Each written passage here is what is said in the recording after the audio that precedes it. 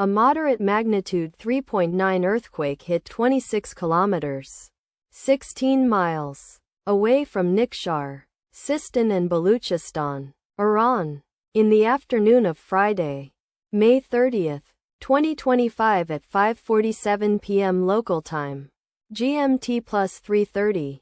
The depth of the quake could not be determined, but is assumed to be shallow.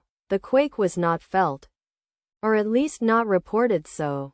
First to report, IRSC after 13 minutes.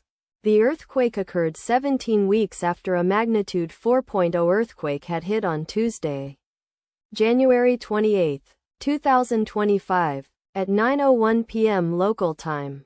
Asia, Tehran GMT plus 3:30.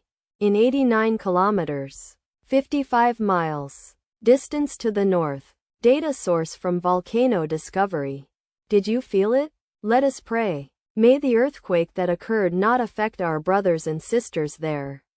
May the earthquake not happen again. And may God protect everyone. Amen.